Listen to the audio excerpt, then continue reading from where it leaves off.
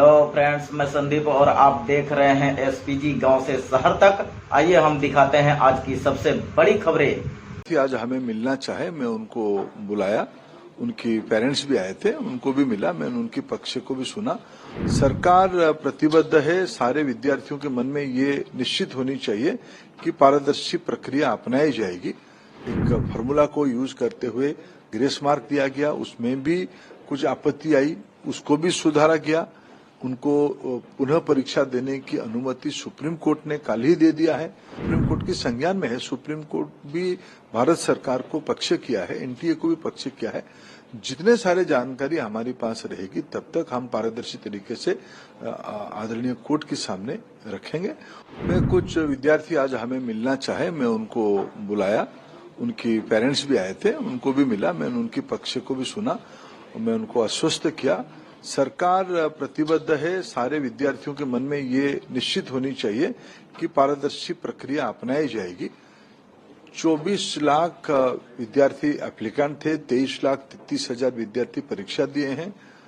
ये स्वाभाविक, जिनके मन में जो शंका आती है, कुछ विषय ध्यान में आई थी, 6 सेंटर की कुछ गड़बड़ियां ध्यान में थी, ग्रेस मार्क उनको समय कम मिलने के अभाव में जो एक फार्मूला को यूज करते हुए ग्रेस मार्क दिया गया, उसमें भी कुछ आपत्ति आई, उसको भी सुधारा गया।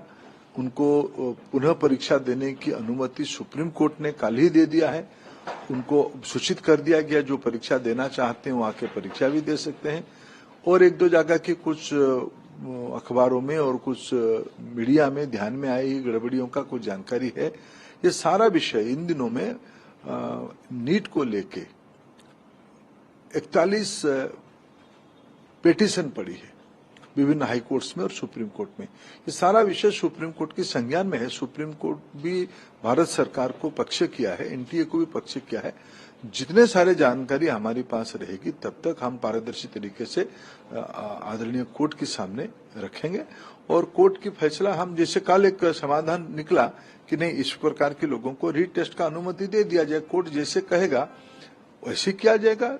मैं सरकार की ओर से सारा विद्यार्थियों को आश्वस्त करता हूं, पारदर्शी तरीका अपनाई जाएगी, कोई घबराने के कारण नहीं है। परीक्षा अच्छी हुई है, एक दो जाकी घटना संज्ञान में आई है, उसमें भी जो इंक्वायरी चल रही है, जो कोर्ट की संज्ञान में रहेगा, जो कोर्ट कहेगा ऐसे कर लिया जाएगा। सुप्रीम कोर्ट ने, जैसा आपने चर्चा भी किया, सुप्रीम कोर्ट ने नोटिस इशू किया है एनटीए को, जो सीबीआई जांच के लेकर, और अगली जो सुनवाई है वो 8 जुलाई को होने जा रही है। इस पूरे निश्चित रूप में कोर्ट की आदेश के हिसाब से हम सब बंधे हुए हैं। जैसे कल भी एक आदेश आया है कि इन बच्चों को ऐसे ही तरीके में री एग्जामिनेशन की अवसर दे दिया जाए। कोर्ट जैसे कहेगा उसको सबके लिए मान्य होगा। और एक कहीं न कहीं इन सबके बीच में जो कुछ लोग सवाल खड़ा कर रहे हैं एनटीए की विश्वसनीयता पर, इस पर आपका क्या कहना है? देखिए, कुछ लोगों को देश में ऐसे एग्जामिनेशन व्यवस्था पसंद नहीं है। थोड़ा गहराई से देखो उनके पीछे कौन है, और उनकी, मैं विद्यार्थियों की आकांक्षा, विद्यार्थियों के मन की बात को सम्मान करता हूं, उनको आश्वस्त करता हूं। सरकार पूरा पारदर्शी तरीका से चीजों करेगा।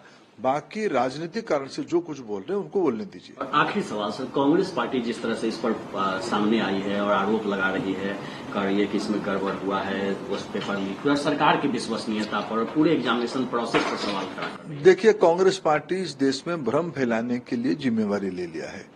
4,750 सेंटर में परीक्षा हुई है, 23,33,000 विद्यार्थी परीक्षा दिए हैं। जो अनमोलिश की ध्यान में आई है, ये एक जगह पे 6 की आई थी, जिसकी समाधान सुप्रीम कोर्ट के आदेश के हिसाब से हो गया है। बाकी एक दो जगह की समस्या सामने अखबारों के माध्यम से, मीडिया के माध्यम से आई है, उसको भी सुप्रीम कोर्ट के सामने हम रख लेंगे कि भाई ये जानकारी, ये विषय हमारे सामने है, जैसे सुप्रीम कोर्ट कहेगा ऐसे